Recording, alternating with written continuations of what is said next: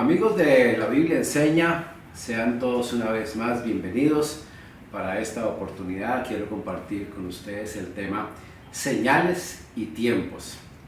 Y es que cuando se habla de señales y de los tiempos del fin, escuchamos muchas cosas a través de las redes, la televisión, escuchamos lo que dicen los gobiernos, lo que dicen las personas en general, aún los científicos. Y es un tema que está realmente en boca de todo el mundo, ya no es algo que es un tema que sea exclusivo de la iglesia del Señor. Todo el mundo lo comenta pues por lo evidente de las señales y las cosas que están sucediendo alrededor del mundo. Pero la perspectiva correcta realmente para entender esto nos lo da es la Escritura. Y quiero leer lo que dice allí en Marcos capítulo 13 versículos 3 al 8. Y se sentó en el monte de los olivos frente al templo, y Pedro, Jacobo y Andrés le preguntaron: dinos, ¿cuándo serán estas cosas? ¿Y qué señal habrá cuando todas estas cosas hayan de cumplirse? Jesús respondiéndoles comenzó a decir: mirad que nadie os engañe, porque vendrán muchos en mi nombre diciendo yo soy el Cristo, y engañarán a muchos. Mas cuando oigáis de guerras y rumores de guerras, no os turbéis, porque es necesario que suceda así. Pero aún no es el fin. Porque se levantará nación contra nación y reino contra reino, y habrá terremotos en muchos lugares, y habrá hambres y alborotos. Principios de dolores son estos. Entonces es fundamental extraer el sentido correcto acerca de lo que la Escritura enseña en cuanto a las señales y los tiempos del fin, porque eso va a afectar nuestra vida tanto en lo espiritual como en lo natural. Y realmente el propósito de todo esto, de las señales y los tiempos, no es caer en la especulación de los eventos, de lo que sucederá hacia un futuro, sino que el propósito es que poner atención a señales y tiempos es para saber cómo estamos nosotros parados en la línea del tiempo, es decir, cómo estamos espiritualmente, cómo estamos viviendo nuestra vida. Es allí donde realmente la Escritura llama la atención a cada uno de nosotros. Entonces, como decía, las señales no son para especular, y tampoco debemos ignorarlas, porque estaríamos cayendo también en una zona de peligro en nuestras vidas. Vamos a ver lo que dijo Jesús en referencia a su primera venida, porque esto nos da mucha luz. Mateo 16, versículos 1 al 4 dice así: vinieron los fariseos y los saduceos para tentarle, y le pidieron que les mostrase señal del cielo. Mas él respondiendo les dijo: cuando anochece decís, buen tiempo, porque el cielo tiene arreboles. Y por la mañana, hoy habrá tempestad, porque tiene arreboles el cielo nublado. Hipócritas, que sabéis distinguir el aspecto del cielo, mas las señales de los tiempos no podéis. La generación mala y adúltera demanda señal, pero señal no le será dada sino la señal del profeta Jonás. Y dejándolos se fue. Estos hombres, siendo conocedores de las Escrituras, Jesús les llama la atención precisamente por no saberlas distinguir las señales y los tiempos que anunciaban precisamente su primera venida y su obra. Y como no lo supieron distinguir, les dijo que la única señal que les quedaba allí era la señal de Jonás, que vendría a ser una señal de fe, de creer en su muerte y la resurrección del Señor. Leemos en Mateo 24:3 lo siguiente: y estando él sentado en el monte de los olivos, los discípulos se le acercaron aparte, diciendo: dinos cuándo serán estas cosas, y qué señal habrá de tu venida y del fin del siglo. Entonces aquí vamos a ver dos aspectos. El primero es la importancia de las señales. Y es que Jesús a los discípulos no les negó ni les reprochó el hecho de que le preguntaran por las señales, qué señales habrían acerca de su venida, cuáles eran las evidencias de su regreso. Entonces es evidente que vamos a hacer mal si no ponemos atención a las señales, y son muchas y son diversas realmente. Si no ponemos atención a esto, entonces seguramente también podremos estar desviándonos del propósito de Dios para este tiempo que estamos viviendo. No estaremos en la capacidad de discernir lo que está sucediendo, por qué está sucediendo. Realmente no lo podremos entender. Y las señales irán apareciendo, así como le sucedió en los tiempos de estos fariseos y saduceos en la primera venida, que ellos, al no saber interpretarlas, al ignorarlas, no entendieron la primera venida del Señor. Y eso puede pasar también con su regreso. Ignorarlas, no entenderlas, también nos llevará, como digo, a una zona de peligro espiritual en nuestra vida. Y lo segundo es la importancia de los tiempos. A la pregunta de cuándo, el fin del siglo o la era, como le queramos decir, es evidente que querían saber las fechas en que se darían estas cosas.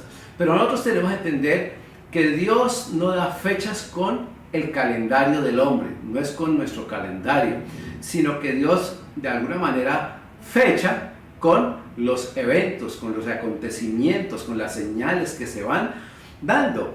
Entonces, acerca de esta inquietud, los discípulos la tenían tan presentes que en Hechos 1:6 leemos lo siguiente: entonces los que se habían reunido le preguntaron diciendo: Señor, ¿restaurarás el reino de Israel en este tiempo? Y les dijo: no os toca a vosotros saber los tiempos o las razones que el Padre puso en su sola potestad. Entonces, lo que le está diciendo allí a los discípulos que estaban inquietos por si ya se restauraría el reino, era que no era para el tiempo de ellos, que las señales todavía no eran para la restauración del reino. Pero también vemos que el testimonio de su regreso termina con una referencia precisamente al tiempo. En Apocalipsis 22:20 dice: el que da testimonio de estas cosas dice: ciertamente vengo en breve. Amén, sí, ven, Señor Jesús. Entonces podemos ver que el Señor, como te decía, no fecha, ¿sí? Con nuestro calendario, ¿sí? Sino con los eventos. Y obviamente el manejo que Él está dando al tiempo es diferente al tiempo que nosotros, o al manejo que nosotros le damos a los tiempos. Jesús mismo dijo que la hora de su regreso nadie la sabría, pero acabamos de leer que el Señor dijo: ciertamente vengo en breve. Entonces, si Él dijo que venía en breve, aquí sí es necesario poner atención a lo que Él dijo en Mateo 24, versículo 42. Dijo: velad, pues, porque no sabéis a la hora que ha de venir vuestro Señor. Entonces, velar significa estar atentos, alertas. ¿Pero alertas a qué? Alertas a nuestra propia vida, cómo nos estamos conduciendo, qué estamos haciendo, en qué estamos pensando, en qué estamos ocupados en nuestra vida, cómo estamos llevando nuestra vida personal. Eso significa velar, porque no sabemos la hora que ha de venir. El Señor dijo que el día y la hora nadie lo conocía, ni siquiera Él, sino solo su Padre. Entonces, el asunto no es de cuántos años, meses o siglos, ¿sí? Sino el asunto es de estar alertas, preparados en todo tiempo. Si sabemos distinguir y entender las señales y los tiempos, también podremos entender que realmente el regreso del Señor está a las puertas. Viene entonces una pregunta importante aquí, y es: ¿cómo y en qué estar preparados para su regreso? Lo primero es estar ocupados en el propósito. Leemos en 1 Tesalonicenses capítulo 4 versículo 11: y que procuréis tener tranquilidad y ocuparos en vuestros negocios y trabajar con vuestras manos de la manera que os hemos mandado. Entonces, la inminencia de su regreso no nos debe conducir, ¿sí?, al descuido o a la pérdida del propósito que cada uno de nosotros, de esa asignación que cada uno de nosotros hemos recibido. Hay que seguir trabajando, hay que estar ocupados, ¿sí?, en aquello que sabemos que tenemos responsabilidad: negocios, empresa, profesión, lo que haya sido tu asignación. Pero debemos mantenernos en todo tiempo productivos, porque de esa manera estaremos honrando al Señor en todo tiempo. Recordemos, ¿sí?, lo que dice Mateo 25:19 acerca de lo que va a suceder cuando Él regrese. Dice: después de mucho tiempo vino el Señor de aquellos siervos y arregló cuentas con ellos. Pasaje tomado de allí de la parábola de los talentos. Dice que arregló cuentas con ellos. Entonces, tú, yo, cada uno de nosotros estaremos dando cuentas por la asignación que el Señor nos entregó. Debemos estar ocupados en todo tiempo en lo que sabemos que debemos hacer. No debemos detenernos en la proyección, en el desarrollo, en el alcance de nuestra asignación, porque eso sucedió en la iglesia de Tesalónica. En ese tiempo pensaban que ya regresaba el Señor y estaban descuidando precisamente sus negocios, sus trabajos, y no debe ser así. Lo segundo es que debemos estar santificándonos. Primera de Tesalonicenses 5:23 dice: y el mismo Dios de paz os santifique por completo, y todo vuestro ser, espíritu, alma y cuerpo sea guardado irreprensible para la venida de nuestro Señor Jesucristo. Entonces, de una forma integral, el Señor espera que nos guardemos, es decir, que no nos contaminemos, ¿sí?, con el sistema perverso de este mundo. Y para estar limpios es necesario entonces poner atención a estos tres aspectos.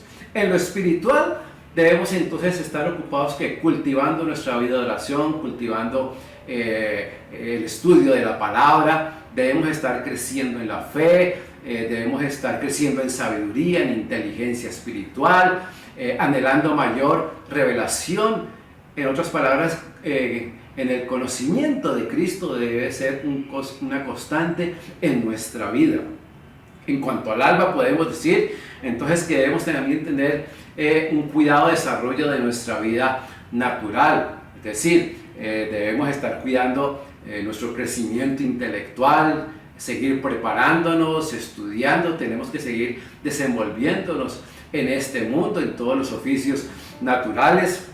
Debemos estar actualizados, agregar estudio a lo que tengamos que agregar, preparación, mayor capacitación en nuestra vida. Pero también debemos estar cuidando mucho de la vida familiar, que hoy está tan amenazada. Debemos estar cuidando de nuestra familia y haciendo un buen uso del tiempo. Siempre debemos estar cuidando de todo eso.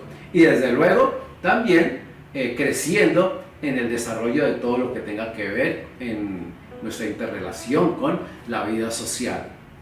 Y en cuanto al cuerpo, pues debemos estar, como siempre, cuidando de la salud, ejercicio, alimentación, que sean saludables. Pero recordemos, no debemos hacer un uso indebido del cuerpo, es decir, no hay que darle rienda suelta a las pasiones de la carne. Y tampoco debemos caer en los excesos que caen hoy las personas y hacer del cuerpo un dios, ¿no? Obsesionados con el cuerpo, con la figura, con la salud a puntos extremos, ¿sí? Y recordando que el cuerpo finalmente se desgasta y un día tiene que morir. En otras palabras, ¿sí?, podríamos decir que debemos seguir el consejo que Pablo le dio a Timoteo allí en 1 Timoteo 4:16. Ten cuidado de ti mismo y de la doctrina, persiste en ello, pues haciendo esto te salvarás a ti mismo y a los que te oyeren. Vamos entonces al tercer aspecto, y es ocupados en la extensión del reino. En Hechos 1:8 leemos lo siguiente: pero recibiréis poder cuando haya venido sobre vosotros el Espíritu Santo y me seréis testigos en Jerusalén, en Judea, en Samaria y hasta lo último de la tierra. Entonces, si hay algo que no debemos descuidar, es estar comprometidos con la tarea de ser embajadores de Cristo. Debemos estar anunciando a Cristo a toda persona con la que tenemos contacto. Dios nos dará las oportunidades para hablar acerca de su Hijo, de su obra redentora a todas las personas. No debemos detenernos, porque esta es la manera de transmitir la luz de Cristo en un mundo que está lleno de oscuridad. Todos somos llamados a ser embajadores del reino de Dios. Leemos en Santiago 5, versículos 7 al 8. Por tanto, hermanos, tened paciencia hasta la venida del Señor. Mirad cómo el labrador espera el precioso fruto de la tierra, aguardando con paciencia hasta que reciba la lluvia temprana y la tardía. Tened también vosotros paciencia y afirmad vuestros corazones, porque la venida del Señor se acerca. Entonces, de este pasaje podemos sacar la enseñanza muy clara de que el Señor nos ve a todos como labradores en su reino. Y la herramienta con la que nosotros labramos en el reino de Dios es ese don, ese talento que Dios nos ha entregado. El llamado aquí es ¿a qué? A que seamos productivos con los dones y talentos que Dios nos ha entregado para la extensión del reino. Significa estar comprometidos en la obra del Señor, sirviendo con esos dones y talentos que Él nos ha entregado. ¿Qué mejor manera de esperar el regreso del Señor que estar haciendo uso de lo que por gracia hemos recibido de parte de Él? Y vamos al cuarto aspecto, con la actitud correcta. Lucas 21:28. Cuando estas cosas comiencen a suceder, erguíos y levantad vuestra cabeza, porque vuestra redención está cerca. ¿Saben? A pesar de las nubes de oscuridad que se ven por todos lados, no hay razón para vivir desanimados, porque Cristo el Señor es la esperanza segura de nuestra vida. Entonces, vivir con una actitud correcta significa primeramente, ¿sí?, que debemos tener presente que la redención de nuestra vida está más cerca que nunca y que seremos transformados, como dice la Escritura, en un abrir y cerrar de ojos. No puede haber nada mejor que esperar encontrarnos cara a cara con nuestro Salvador, con nuestro Señor, con el resucitado, porque vamos a ser semejantes a Él. Entonces vale la pena estar ocupados en todo lo que ya hemos venido mencionando. Y lo segundo es porque esperar ese día, ¿sí?, es vivir con la mira en la recompensa que Él mismo trae. Segunda de Timoteo 4:8 dice: por lo demás, me está guardada la corona de justicia, la cual me dará el Señor juez justo en aquel día, y no solo a mí, sino también a todos los que aman su venida. Así es, hay un galardón, ¿no?, esperando por cada uno de nosotros. Hay una recompensa. Entonces, el punto, ¿sí?, o el estar concentrados, poner la mira en ese galardón es muy importante. ¿Por qué? Porque no descuidaremos absolutamente ninguno de estos aspectos en nuestra vida, y recibiendo la corona por amar su venida y por todas las otras cosas en las que hemos estado ocupados, tendremos entonces con qué honrarle al Señor en aquel gran día. Entonces, vivir para Cristo, ¿sí?, es la manera correcta de esperar su regreso, porque no habrá angustia, ¿sí?, por las señales, ni habrá desespero ni afán por los tiempos. Él ciertamente viene en breve y está a las puertas. Si este video, esta enseñanza ha sido edificación para tu vida, nos puedes dar allí un like, puedes suscribirte si aún no te has suscrito al canal, y comparte este video, esta enseñanza con aquellas personas que están a tu alrededor, para que ellos también sean edificados y bendecidos en sus vidas. Dios les bendiga y nos vemos en nuestra próxima enseñanza.